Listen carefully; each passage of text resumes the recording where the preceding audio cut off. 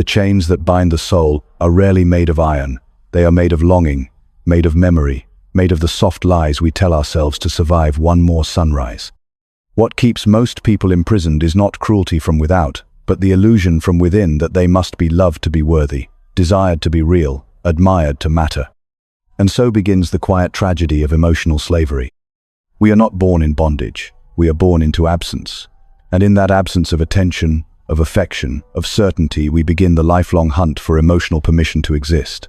First from mother's gaze, then from father's silence, then from a world that mirrors back only the parts of us it finds useful, and this we call love. It is no wonder, then, that we grow addicted to approval like it were oxygen, that the first tremble of rejection feels like drowning, that we mistake validation for belonging, and belonging for salvation. We become domesticated by praise, shaped not by truth, but by what pleases others, and each act of self-betrayal in the name of connection becomes a brick in the prison of our identity. They told you to be kind, and you twisted yourself into compliance. They told you to forgive, and you bled for those who never apologized. They told you to be strong, and you swallowed every scream until your soul went quiet. This is not virtue, this is not growth. This is how slavery hides itself in the language of goodness. Do not mistake emotional sensitivity for emotional clarity. The one cries at every wound, the other studies the shape of the knife. There is a kind of love that is nothing more than dependency baptized in sentimentality. A love that begs, that bargains, that endures humiliation to avoid the terror of being alone. It is not love. It is fear dressed in poetry. The world teaches you to be useful before it teaches you to be whole. It rewards your compliance. It weaponizes your empathy. And in the cathedral of modern life, the loudest sermon is this: if you are not chosen, you are nothing, and so you bend, and so you break. And so you forget that no true freedom was ever given by another's acceptance. You cannot heal a wound by licking the boots that caused it. You cannot free yourself by asking your captors to see your value. What you need is not another person's love. What you need is your own refusal to keep begging. This is the beginning of real power, not in shouting your worth to the world, but in ceasing to need the world's echo at all. You were not meant to smile through your exploitation. You were not meant to be the emotional caretaker of those who never cared for themselves. You were not meant to shrink in the name of peace. The spiritual prison is not made of bars. It is made of your own belief that you are only worthy when pleasing others. Break that belief, and the chains fall silently. The deeper sorrow lies not in being unloved, but in having once been loved falsely for a mask, a utility, a mood we gave others permission to inhabit. And so the soul becomes confused, wounded by the echoes of what once felt sacred. But it was not sacred. It was transactional. The tragedy is not that people fail to love us. The tragedy is that they love what we pretend to be. In this charade of self, we are performers in a theater where applause is mistaken for meaning. We dance for intimacy, contort for belonging, and call it connection. But what connection is built upon suppression? What intimacy is born of silence? The more we obey the world's expectations, the less we recognize the face in the mirror. This is the quiet erosion of the self, a soul slowly disappearing beneath layers of performance. Suffering, then, becomes the alarm that something essential is being buried. Not the pain of circumstance, but the ache of falseness. The psychic nausea of knowing that one's life is a performance given for an audience that never claps loud enough to fill the void. And so we keep dancing, not because we enjoy it, but because we're terrified of what happens when the stage goes dark. But there is a holy silence beyond applause. A solitude so honest, it burns.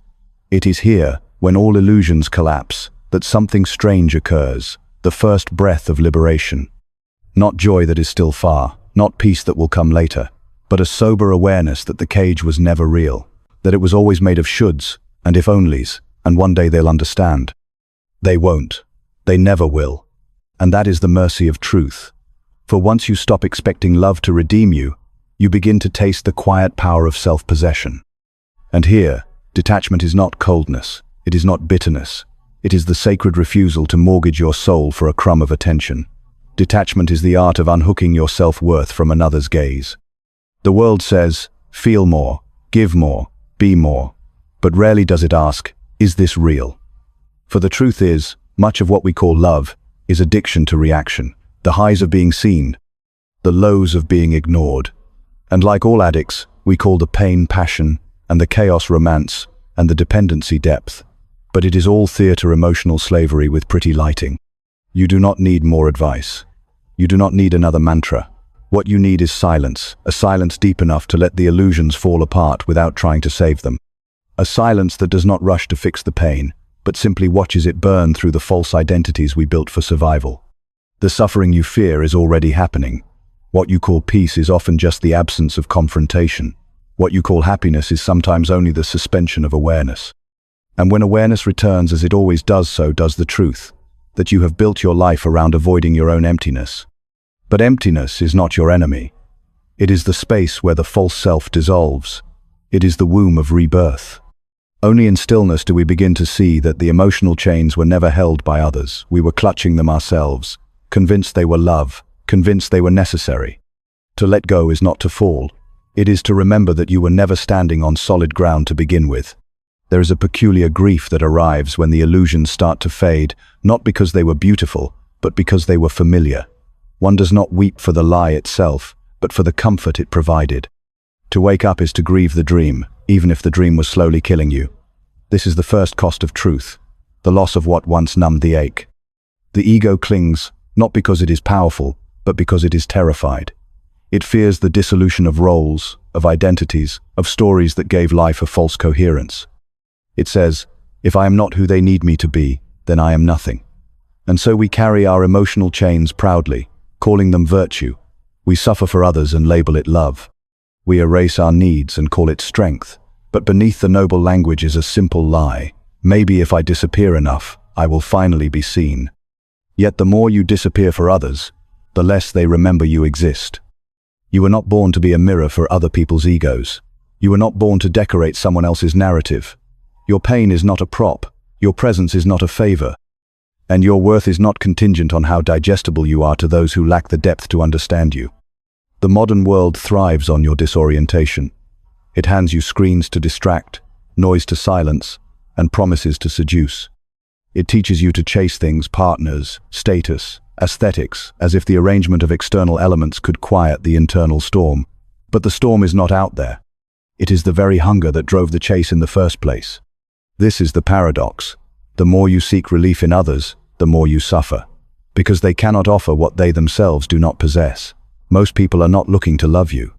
They are looking to escape themselves through you. And when you fail to be their cure, they resent you for reminding them they are still sick. So let the resentment come. Let the discomfort arrive. To be free, you must be willing to be misunderstood. You must let go of being the hero in everyone else's story. There is no prize for emotional martyrdom. No redemption in being the sacrificial lamb on the altar of collective dysfunction. Your soul was not made to bleed for the comfort of those who refuse to face themselves. Detachment, then, is not withdrawal, it is remembrance. It is the quiet returning to your own center, where no applause reaches, and no betrayal stings. It is the practice of dying before you die, of releasing what was never truly yours, the need to be needed. And as you release, you will feel the terror rise, the panic of meaninglessness, the vertigo of ego death. But stay there, do not run, do not grasp. This is the holy fire that purifies. This is where your real life begins, not in what you gain, but in what you are finally willing to lose. And if you lose everything false, what remains will be real. The soul, once stripped of its dependencies, begins to tremble not from fear of death, but from the eerie silence that follows the collapse of illusion. It is in this silence that the truth becomes audible. A voice not loud, but unmistakable. It does not comfort, it does not command. It simply says, you were never who you pretended to be. And that is where the ache intensifies. Because we have grown fond of our masks, we have worn them so long they have shaped the bones beneath. The identity that once protected us has become the very prison that starves us. We no longer know who we are beneath the roles, the personas, the endless emotional performances required to belong to a world that feeds on pretense. Modern life has turned connection into consumption. Love has become a currency of attention. People trade presence for power, vulnerability for validation, and in doing so, forget that to be truly seen is not to be celebrated, but to be stripped bare, and very few can bear the sight of a naked soul. And yet, you are here, staring at the wreckage. Not because you are weak, but because something in you refused to keep lying. Something in you would rather be broken than fake. And though that truth has cost you comfort, community, even coherence, it is the only path that does not end in self-betrayal. Suffering, in this light, is not punishment. It is initiation. It is the soul's rebellion against anesthesia, against the numbness that comes from living a life unexamined, a heart unguarded, a self unseen. You suffer because you are waking up. You suffer because the story is unraveling. You suffer because freedom does not arrive wrapped in delight, but in the ruins of what once deceived you. No one warns you that freedom is a lonely place at first, that the first taste of autonomy comes with bitterness. You will lose people, yes, and in their absence, discover not a self, but the void they once helped you forget. There is no essence waiting beneath the roles. There is only the echo of a will that, once unmasked, reveals no core, only compulsion, longing, and weariness. But in return, you will gain something no one can ever take, the stillness of being untouched by the tides of other people's emotions. You were not born to absorb their chaos. You were not born to carry the weight of their projections. You were not born to feel guilty for choosing peace over performance. And every time you say no to what insults your soul, you sever a link in the chain of emotional slavery. But be warned, the world will not celebrate your detachment. It will call you selfish, cold, guarded, because your freedom reminds them of their cage. And those who still depend on illusion for survival will mistake your clarity for cruelty. Let them, for your liberation was never meant to please the prison guards. And somewhere, in the distance, in the hush that follows detachment, a different kind of warmth begins to rise, not the fire of passion, but the quiet glow of wholeness. It does not need to be seen. It does not ache to be understood. It simply is. And in that being you are no longer a beggar of love, but a keeper of your own flame.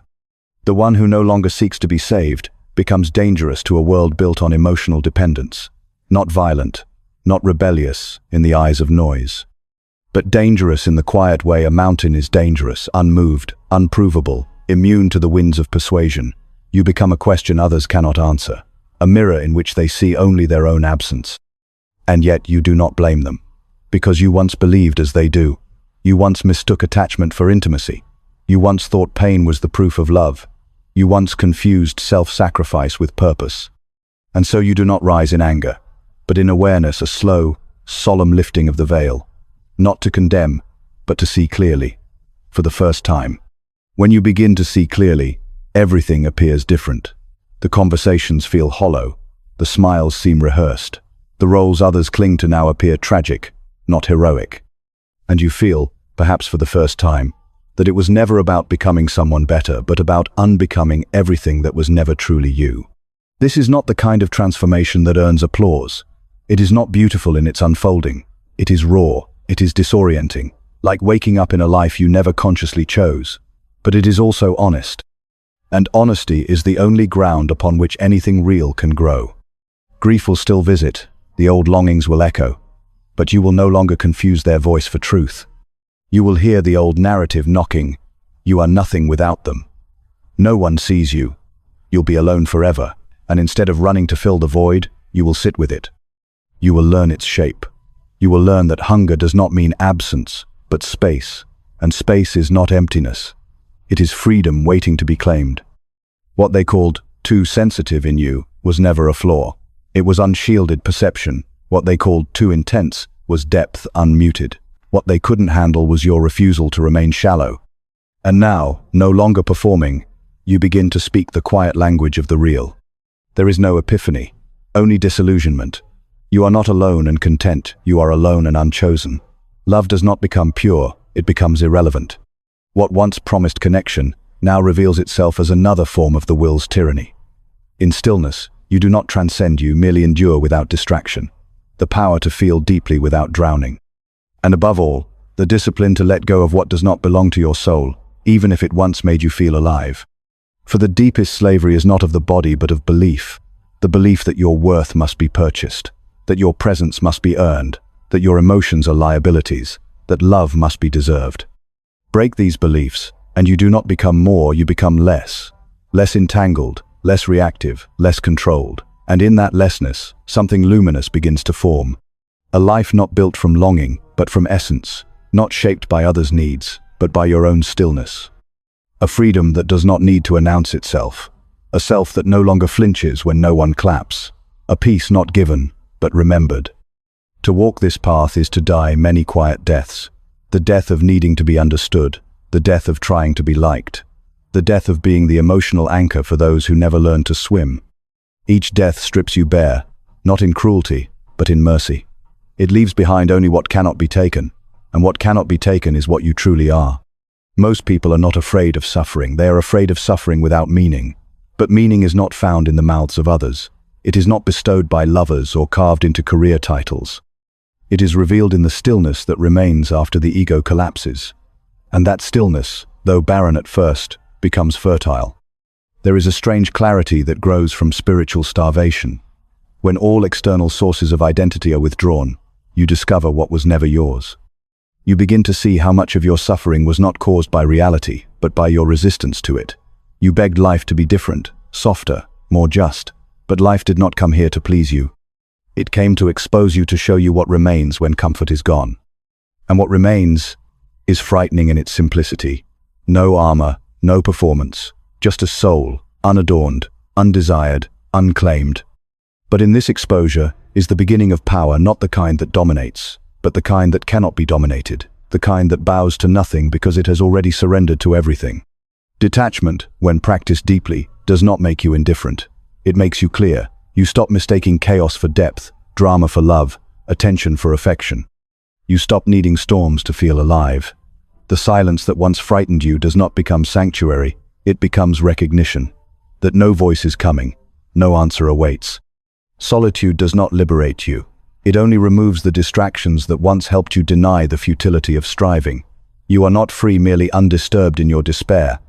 It is not easy to live without illusion, to no longer pretend that others will rescue you, to no longer believe that if you perform well enough, they will stay.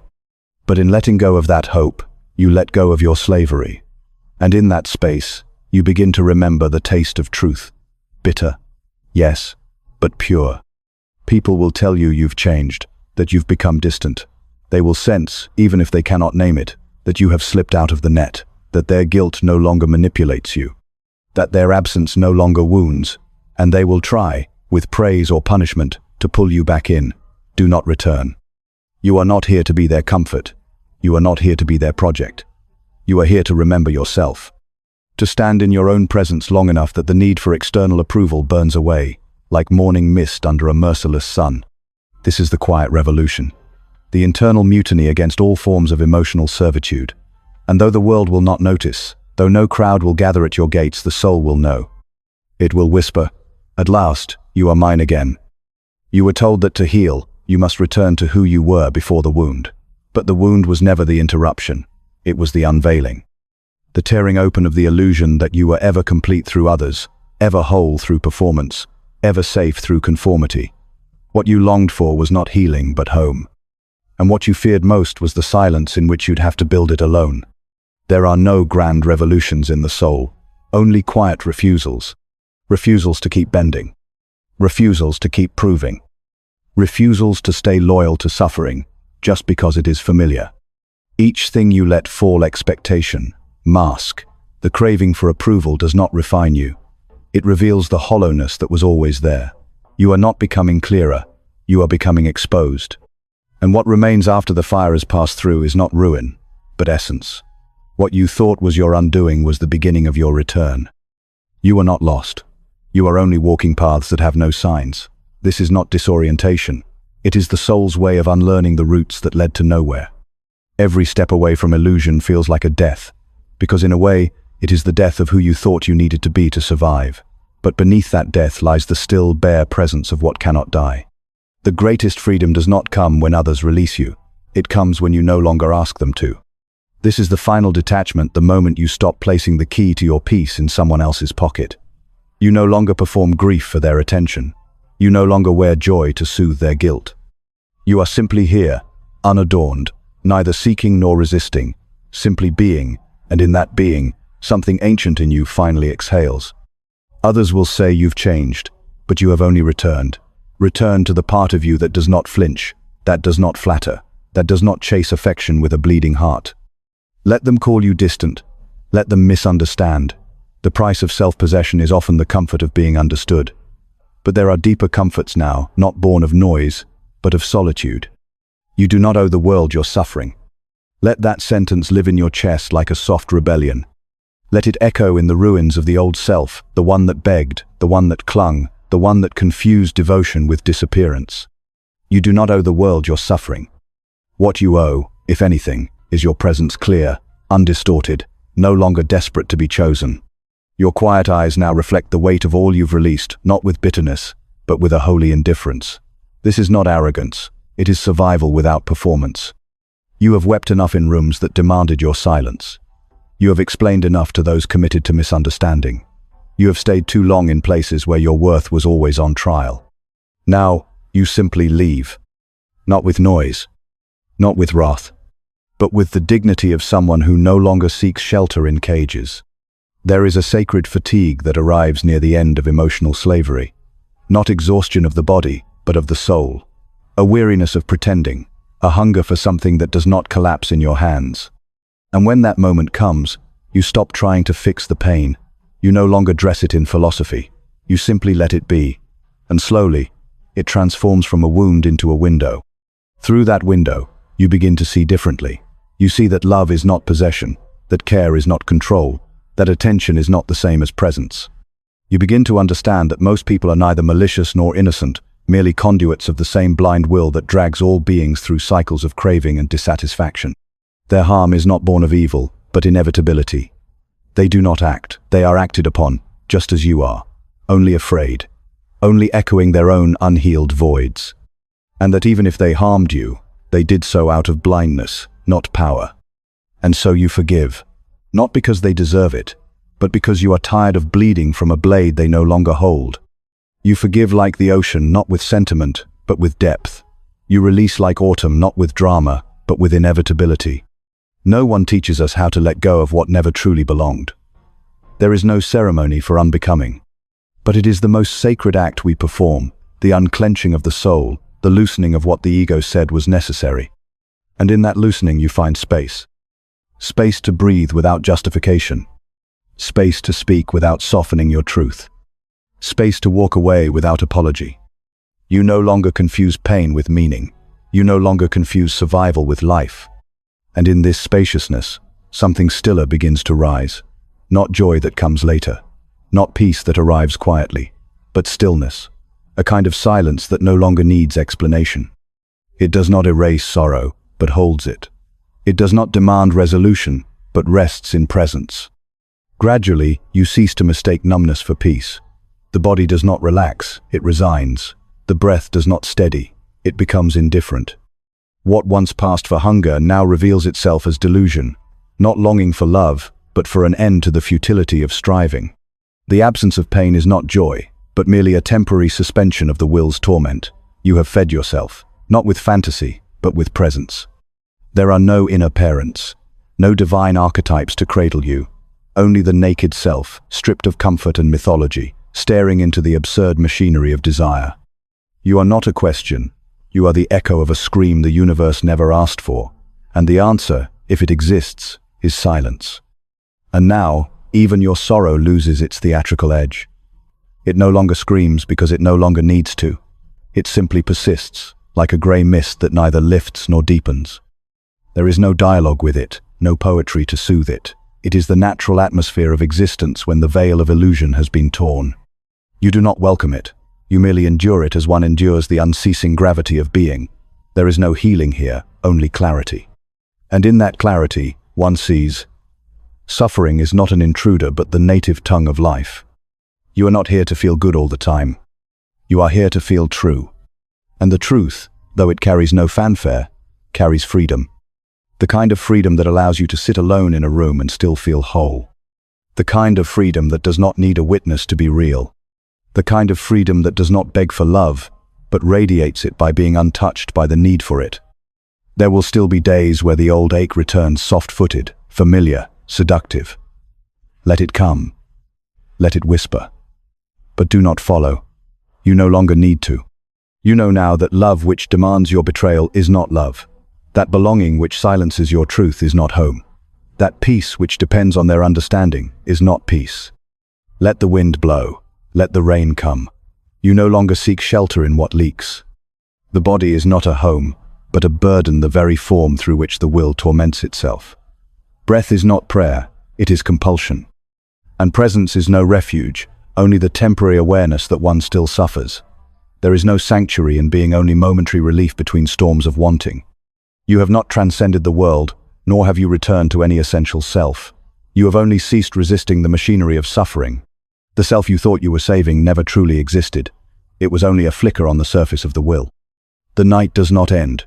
You simply stop measuring time by the hope of dawn. Darkness becomes the default, not a season, but a structure.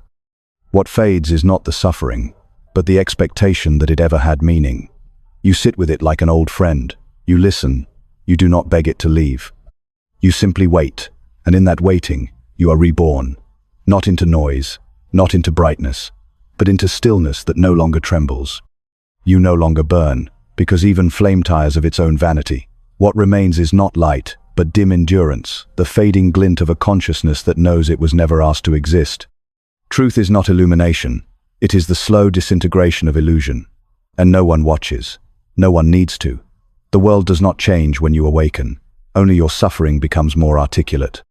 Let them remain asleep. You are awake. And the silence you carry is no longer a burden. It is a language, a song, a map back to yourself. There is nothing more to seek, nothing more to chase. Only this, a breath, a pause, a soul returned. Not loud, not triumphant, not radiant, but real.